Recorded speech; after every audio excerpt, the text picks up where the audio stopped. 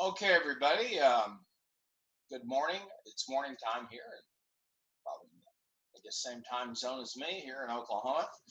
And as promised, I'm going to give you one of two screencasts. The first one will be just a supplemental lecture to what we did, and then we'll go into some great length um, in the supplemental lab video cast. So that's how I'm giving you 4 hours of instruction a week.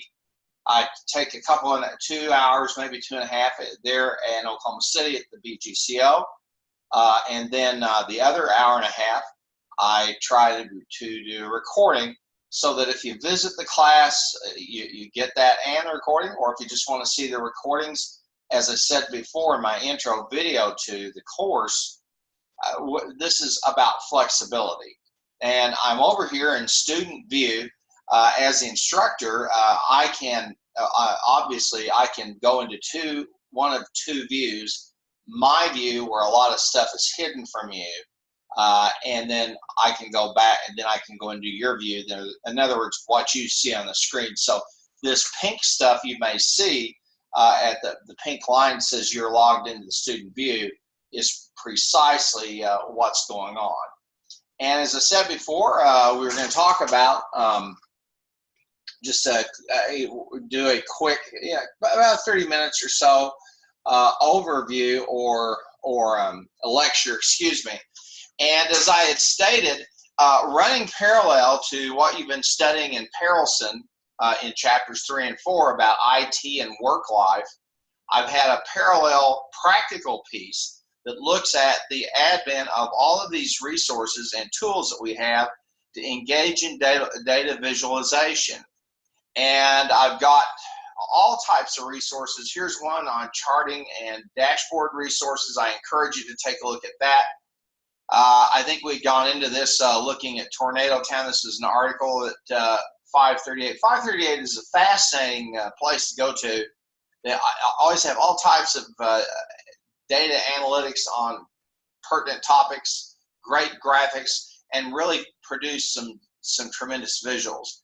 Here are 10 free tools for creating infographics. And again, let me say this as I've emphasized throughout when we talk about spreadsheets and really any time, some of these VIZs, they call them a VIZ, short for a visualization, or these infographics get a little crazy and a little incomprehensible. So I'd say, frankly, you maybe want to think about that. I have a link for you to the 100 best infographics. This is, again, interactive, and how branding can benefit from infographics. And then I have some related resources here about database and using databases. And this is a nice link that will tell you that gives you the how we're able to tie tables together.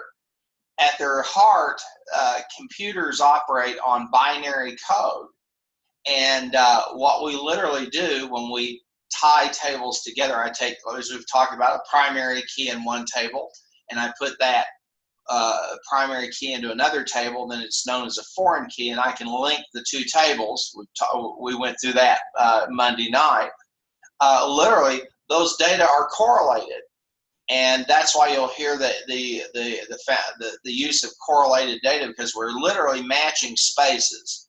Now, one of the fantastic things about databases is that even though we have a table, just like the table we saw in the Elusive Moose file,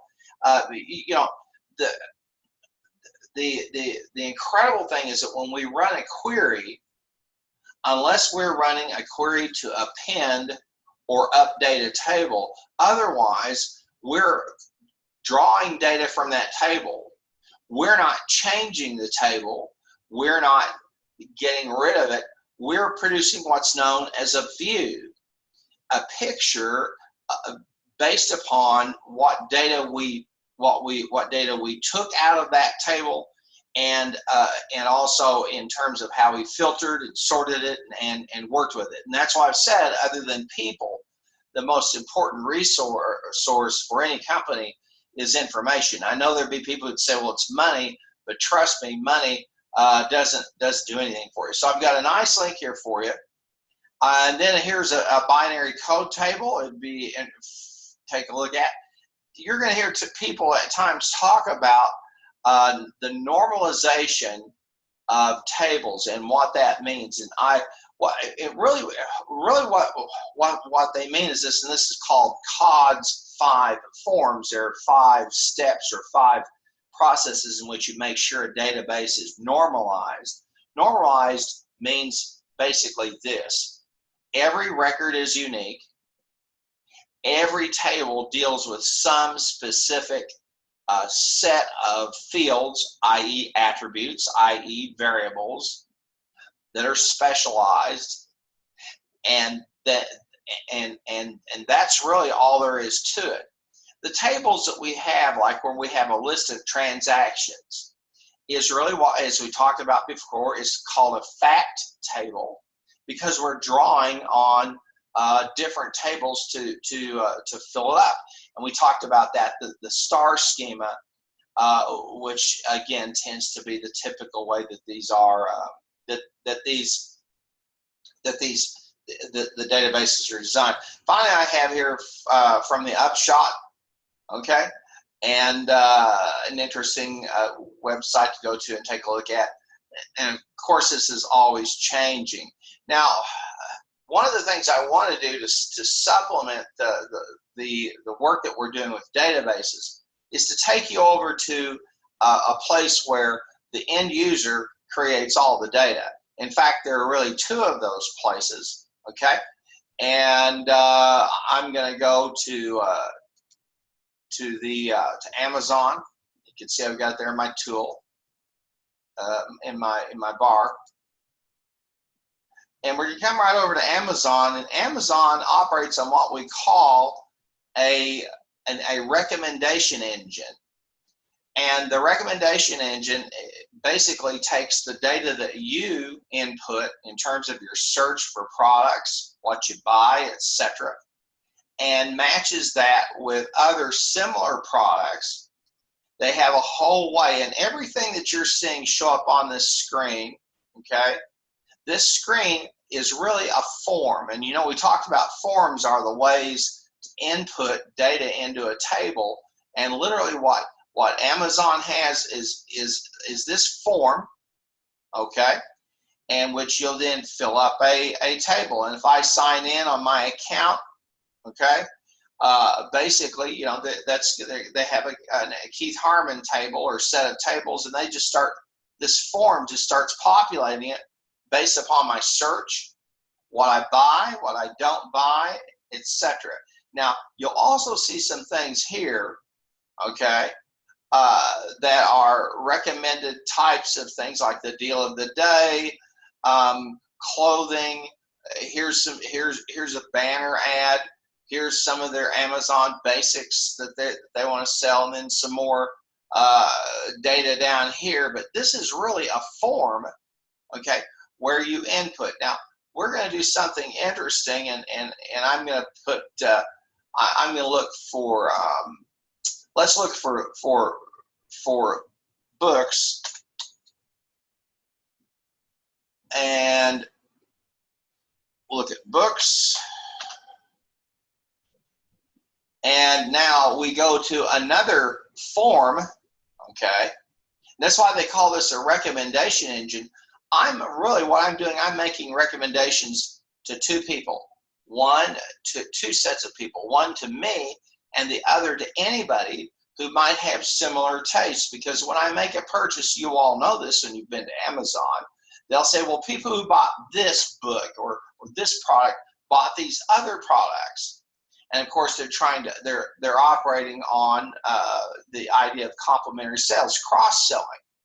And they have, in fact, more and more guidance, as you will, in terms of the kinds of, what types of books you want to get, what would be interesting to you to see.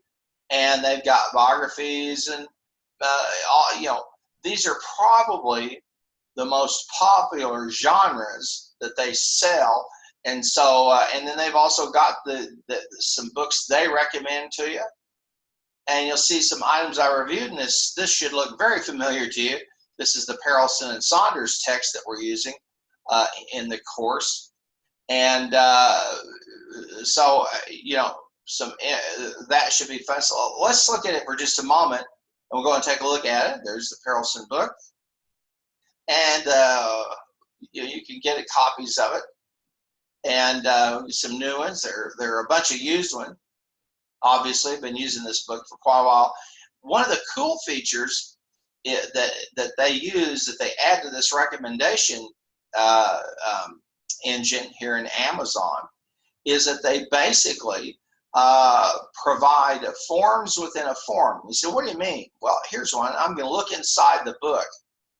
Okay. Now, if I want to, you know, I can tell the publisher, I can recommend the publisher, put this book in Kindle, okay? Put it in Kindle because it's not. And I can do kind of a look quick, see, this should look familiar to you. Okay. And you'll notice a browsing history over here to the right. They say, hey, hey, what about that? Here's something on my family. I'll just click on that. It's just one of several books that my aunt, Anna Mae Harmon Bowman, wrote. She was a genealogical machine, my late aunt. And we'll go back here, and we'll look and we can see some other sellers that sell the book, and when they have it, and if I'm a college student, what to do, etc. Now you'll notice also another critter that jumps up here, which should be interesting to see. In fact, 3 books: The Hypersocial Organization, Big Data, Big Analytics. If those, of course, the Miller book. Customers who bought this also bought this. So Amazon's already saying, okay, there's a bunch of people that bought this stuff in tandem. So we see a pattern, and they respond to the pattern. And so Amazon is like I say, it's a recommendation engine, and that's what it's intended to do. But it is really a database for all intents and purposes, and collects the information using input and from the forms that users generate. So we're kind of the product. Now I'm going to open up a new tab for a moment, and I'm going to go over to Facebook, and here's another database. I think I'm already, yeah, there I am. And they're happy I'm here. As you can see, they've got some nice little video of me and the wife. Isn't that sweet? Some cool stuff, you know. And some of my friends in the feed and the stuff that I'm getting. And it's 7 years ago I made a friend with Michelle Day. Yeah, there's where we are. Isn't that wonderful? She's also a friend of my wife's, and that's Julie, my wife right there. And it's just all kinds of good stuff. Here's American Funds there. I want to make sure. And here's something I get from PBS, my feed. I'll go here, and here's some notification. And, you know, all kinds of stuff like here. Well, here's a Horse Lovers post. You know, and you know, really important stuff on here. Things that I've posted, like this article over at Amazon. So now in this case, Facebook really is nothing but a giant form with a database behind it. It uses much of the same principles of a recommendation engine. When people like something that I've posted, okay, share a link, and people like or that, or I can put some money in or whatever. You could see, you know, it again operates that, and you can see all of my friends, my pictures, and all kinds of good stuff. So, Facebook, again, and in this case, Facebook, you are the product or the target of the attempt or their work to sell you something. Facebook is ultimately it's driven by advertising. It's paid for by advertising by people who want eyeballs. As I talked about mapping, here's another. Here's my wife and I are over at the Cheesecake Factory. If you haven't been over there in Oklahoma City, it's a great place to eat. And, all kinds of people. Picture I posted over there. I did a little bit of photography and a couple of other pictures. And you can see it's a picture of my dad back from the 50s. So all kinds of good stuff, but they call through this looking for patterns, looking for friends, looking things on my timeline, etc. And if you're on Facebook, you know all of this. But what you may not have really seen before is that you were operating on and using a database. I'm going to close that off for a moment, and I'm going to close off the Amazon. And we're going to go over to one of my favorite websites. You can see several places I visit over here. Turner Classic Movies. Turner Classic Movies is a content aggregator. As I've mentioned before, this technology, and if you've read chapters 3 and 4 in Perelson pretty carefully, you're going to find that technology is very stealthy in the way that it changes a company. Now, the authors talk about the instant agile organization. The truth is, when people have email, when a company uses wikis, when a company has a Facebook page, when it has a Twitter feed, when it uses all of those tools to save, store, and access data, when it provides its employees with a dashboard, etc. Those things really change the nature of how people do their work, and the text does a good job of cataloging that. And obviously, it gives you examples of how organizations are slowly but surely becoming more networked in their format or the way that they're put together, as opposed to functional silos. And the ability to communicate quickly and instantaneously change everything. So there's some important things there for you to see. Now, TCM, as I mentioned, is a content aggregator. And what they do is, if you've heard, I'm certain you've heard of them, they sell so-called classic movies. These are movies made from the silent era up to around the 1970s. They'll occasionally show something in the early 80s. That's very rare. Most of the bulk of what they show is from the catalogs that were originally purchased. Movie catalogs were originally purchased by Ted Turner. Turner is the one who started Turner Classic Movies, and he purchased catalogs. That is, he purchased the rights to show movies from Warner Brothers. I think a bunch of them from United Artists, some from some of them from MGM, many of those old studios. And so basically what they're doing is they're selling recycled movies for all intents and purposes. Now here's an interesting thing, the 50 Years of Hitchcock, a free course that's a MOOC. I'm involved in that course. I'm a big movie buff, classic movie buff, as you probably would guess.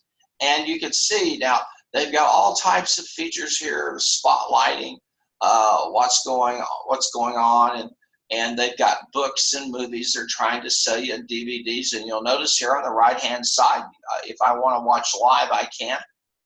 I'm a subscriber to a cable company. No, I haven't cut my cord, and so if I want to, I can watch live off of any device I have, as long as I just log in through my provider. Or if I want to, I can go to the movies on demand.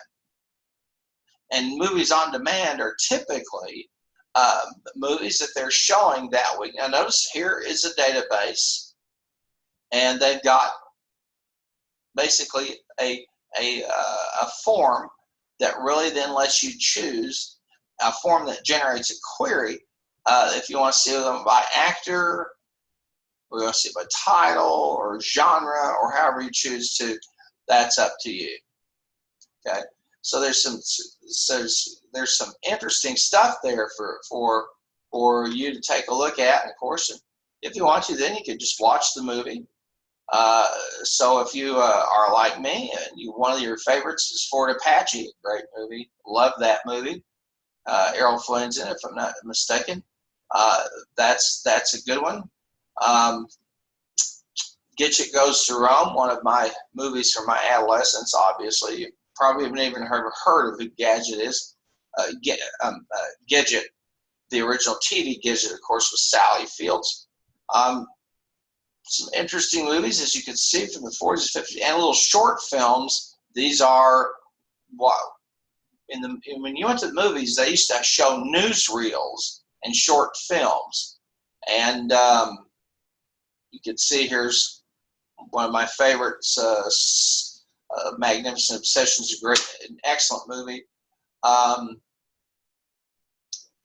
Here's another, Pride of the Marines, great movie, great movie. Postman Rings Twice. I'm a big film noir fan. Psycho, there's a Hitchcock. I know we'll be talking about that in the MOOC that I'm taking. So, folks, as you can see, a database really can then shape and form. Now, what's happened with the interesting things with Turner Classic Movies, they don't have any commercials, and they've said they're going to stay commercial free. Now, what they do, of course, is they sell a lot of stuff, and they sell a lot of accessories, apparel, and so like that. They have events that they run around, that they have around the country. They have cruises. They have special showings. They are very, very profitable for a simple reason. They pay next to nothing for all of these movies. And they have a very passionate fan base, as you can tell. And they really do have a tremendous way that they have used to offer the product. You can notice, like here, you can see these different movies on demand with different kind of features, okay? And then there's, of course, the schedule. And then you could do searches in TCM for different types of movies, products, etc. So again, here's where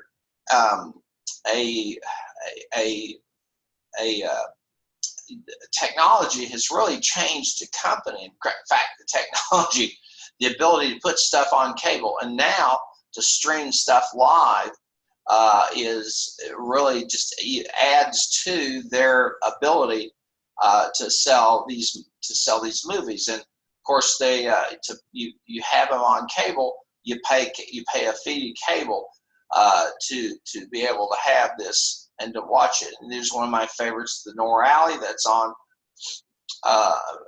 Sunday mornings. But again, just to show you databases and how prevalent, how powerful they are, and the idea of a recommendation engine. This is more like a search engine type of approach. TCM, you don't see here is, hey, you saw this movie, you might like these others. They don't do this. They have what one would call curated content.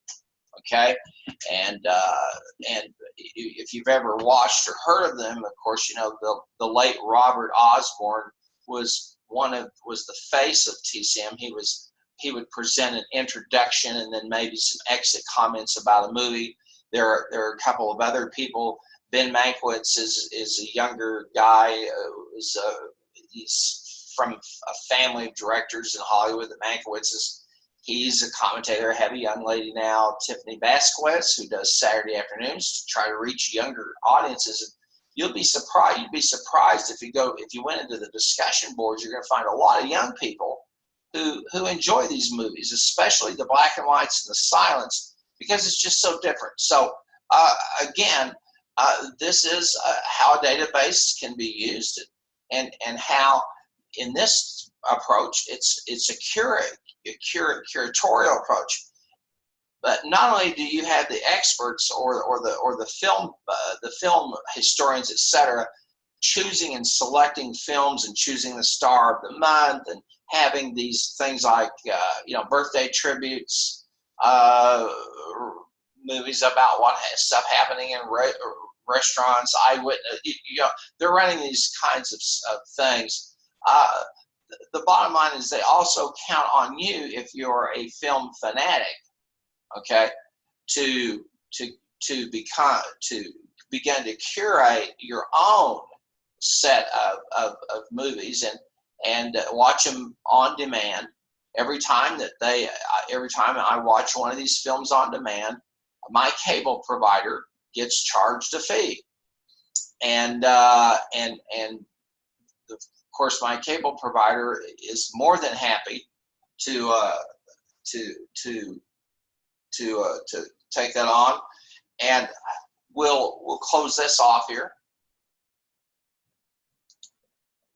Okay, and we're still over here at Turner. You can see it. I'll do some of the drop-down menus, and they're also, you can see one of the things they're doing now is they have a wine club.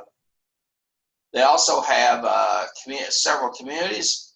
This is TCM Backlot, which is pretty. You have to pay, at least lay out a little bit of money to have access to all kinds of benefits. I have like a membership. Here's the film festivals, message boards, the wine club. They have they auction stuff off.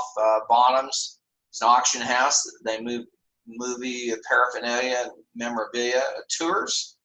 They have tours that they run regularly in New York City and in Los Angeles. Then events.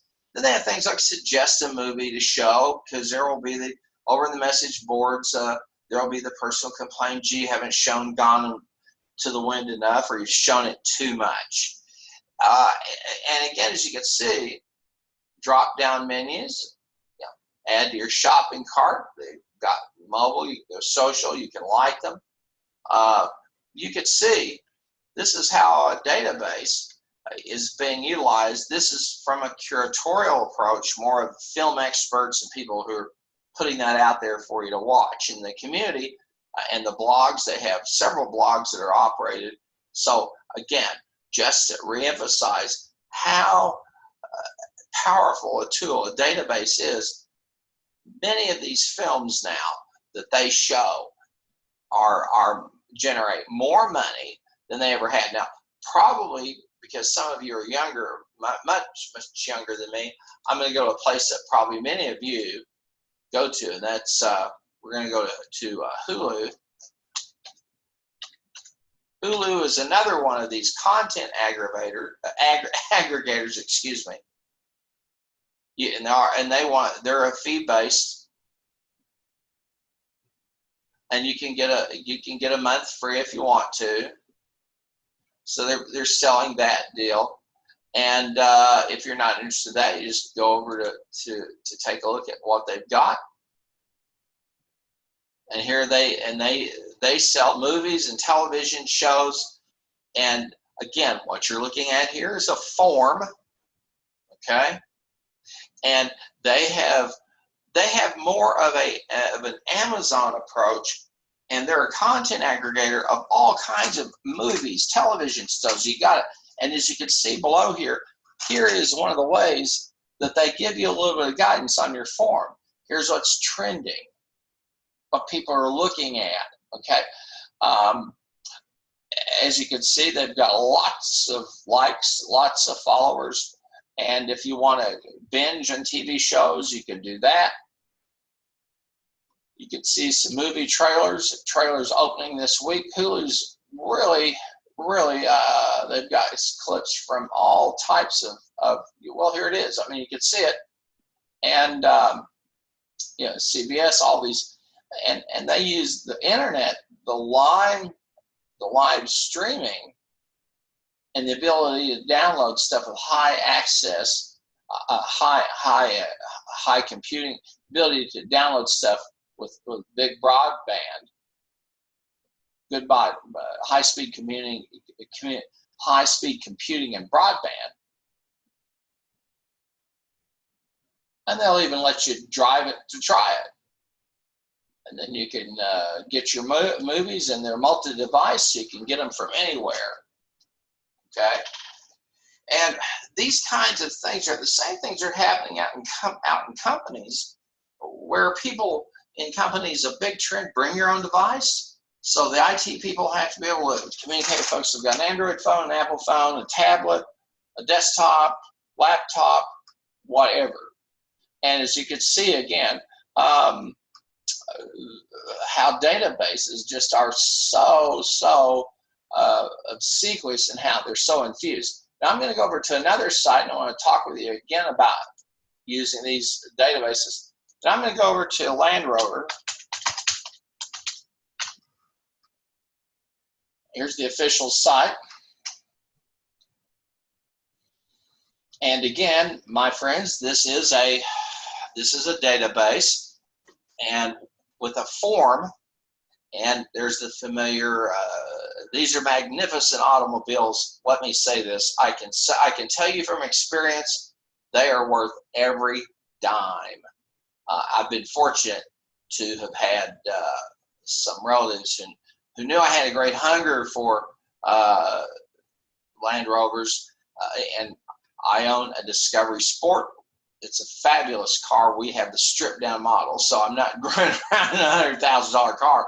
I can only dream. But if I click on the new Range Rover Velar, we'll take a look at that. You're going to see how much.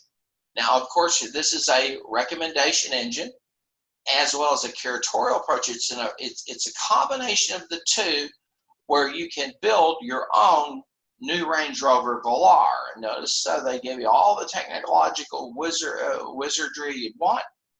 You can build your own, choose the interior, etc. And I think one of the interesting things is the technologies. And I'll click on this for just a minute. And right here, just for example, the infotainment. Now they're showing you all the stuff about the Pro Duo, the steering wheel. Your car is becoming more and more like nothing but really a piece of software with a set of wheels, a chassis, and an engine. And the value of infotainment really is starting to come to the fore. And here's an interesting thing: you can buy a Land Rover watch that will let you communicate with your vehicle from the watch. You can look at it, see what's going on. You can start it.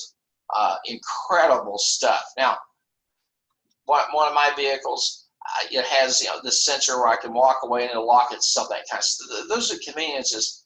Land Rover has all kinds of stuff like safety tools. For example, a screen where you can look at the front of the car, the back of the car. Incredible stuff. And again, this is this notion of you building your own. Okay, you choose your model and build it.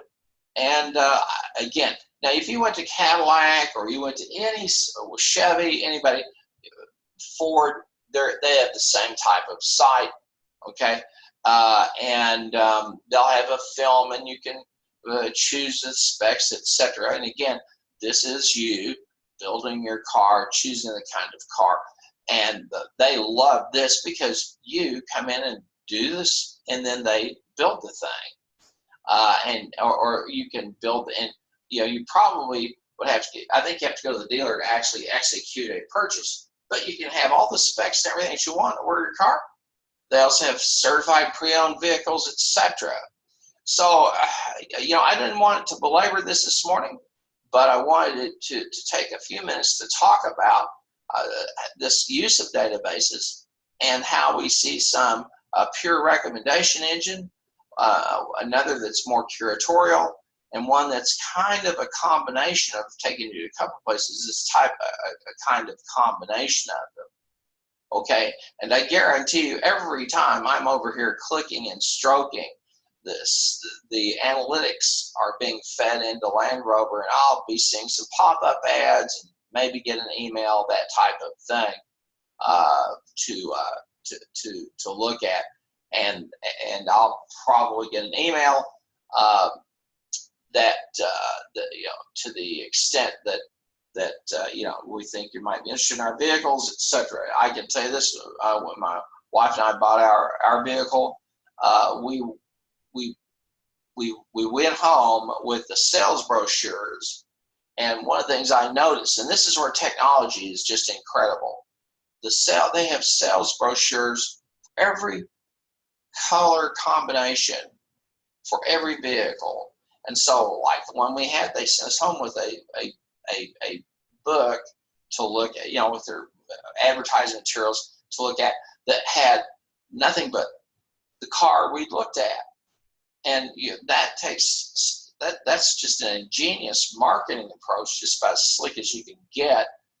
And that's because they've got the technology to produce all that slick, glossy stuff and just simply, you know, input through some kind of a word, through some type of publication software, to just stick in the color, the person's, and so they have these booklets that, you know, typically you take a book home, it tells you about the type of car you might buy, that kind of business, but I'd never seen anything like that in my life. So I said, if I wanted a red one, yeah, we have a book for the red, if you'd like to see it, what it looks like in red, etc.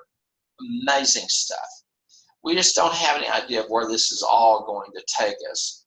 And again, I want to really encourage you to take a look at it. Here's, and I'll have some more that we'll look at on the 3rd, okay, some stuff in terms of lecturing as we move into using databases. And let me encourage you, if you are interested, there are some great places to go. Code Academy is one where you can learn about SQL if you care to. As you get into the class, you're going to find it's not that big of a deal. Well, we're back here at the class, and I want to answer, I want to make sure while we're at it that I do answer one big question. So I'm going to scroll up here, okay, and just make, let me clarify something. I'm going to click on the syllabus, okay, and the syllabus will show us the due dates of everything, and these are things that were due. 3 quizzes. Now the 29th is Case 11, Lake West University. I've had someone send me an email.